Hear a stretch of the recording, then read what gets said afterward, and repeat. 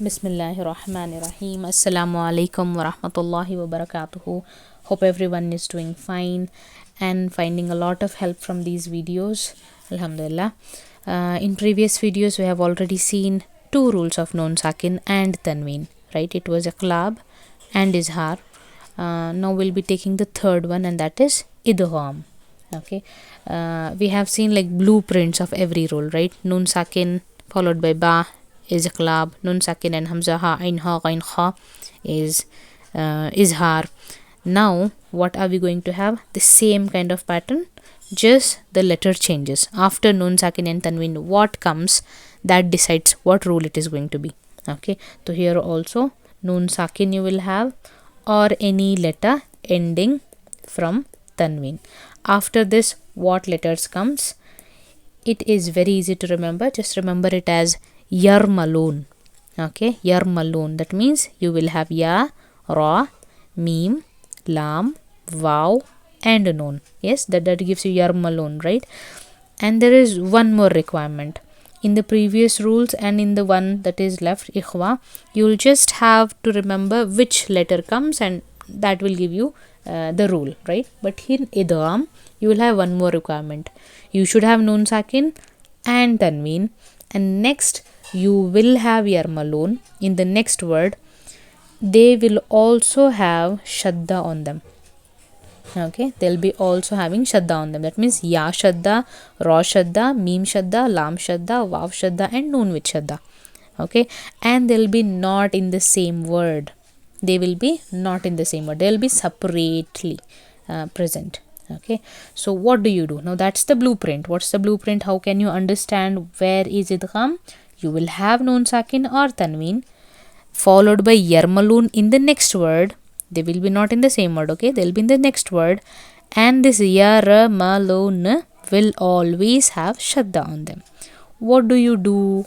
Here is the rule. What do you do here? You neglect noon. Noon is gone. Bye bye. Okay, you don't read noon sound. It is gone. In few of them you give ghunna, in few of them you don't. But in all the cases you just neglect the noon sound. Okay, for example, you have min, noon sakin end ho raha hai. Then you have robbi, robbi. Okay, so where might be the rule? Obviously you will have rule whenever you have noon sakin or tanween. So we have noon sakin. Next you have ra with shadda. Then what is it? How are you going to read? You will neglect this noon sound. In idgham, noon goes.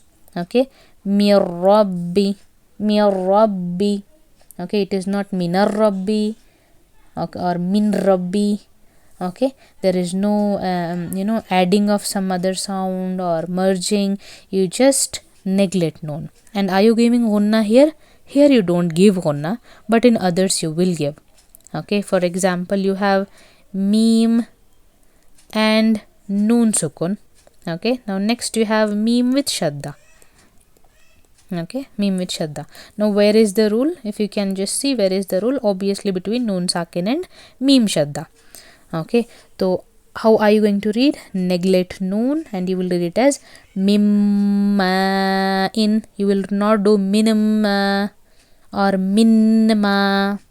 Just noon is completely gone. Are you giving the elongation there?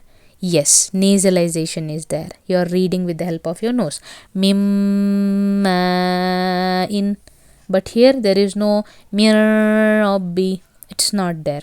Okay, but in both the cases what's common? Noon is gone. So in idgham, noon goes, and after sakin letter shadda comes. Okay, you will have a sukun letter, letter A.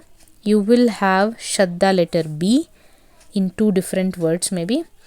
What happens when these two comes? Sukun letter is neglected. Okay, now in idgham you have got two types. Okay, why do you think two types are there? Obviously one had the nasalization, the other didn't, right? And there only you have got two different types.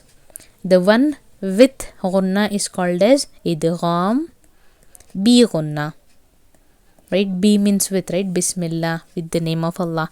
Idgham bighunna, that means idgham with ghunna. And the next one is idgham with no ghunna. No means obviously la. La means no, right? So it is bila ghunna. Idgham bila ghunna. What are the types now? उसके अंदर which letter comes? Yarmalun completely in idgham, right? In bila ghunna and bighunna, what letter comes now?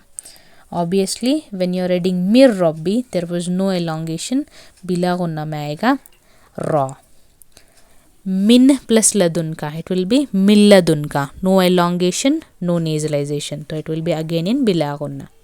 In bighunna, the rest of the four letters will come. Noon, wow, mim and ya. You can just remember it as naumi.